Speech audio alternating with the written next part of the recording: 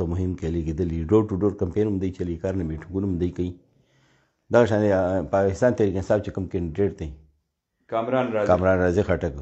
هغه دپاره چې خپل رول دی سیټل ایم پی ای دی ادریس خټک هغه په شیدو کې پړاو اچولی دی او نظامپور علاقې هم هغه ویزټونه کړي دي او موږ دا اورو چې اخري هفته چې پاتې شي یا لس ورځې پاتې شي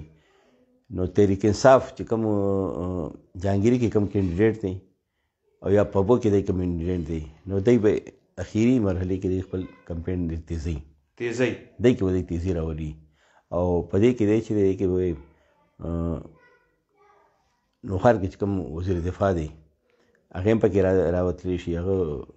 رابطې هم پکې کېدلی شي او اخري هفته چې پاتې وي یا لس ورځې پاتې وي نو په جهانګیري او پبو کې به دی هغه دغه هم پکې شروع کړي هغه هم پکې لاس وایي پکې ولې جایي چې دلته چې زه کامې خپل تحریک انصاف چې کوم زوی کامیابوم نو چې باقي دوه تحصیلونه جهانګیري او پبي چې دې کې خپل ناظمان زه وباسم نو هغه خامخا اوس هغې چې خپل ځوی معاملاتو نه لږ مطمئن شي نو هغې به دې علاقو کې کار شروع کوي او پرویز خان دا دی چې هغې اخري ورځو کې هغې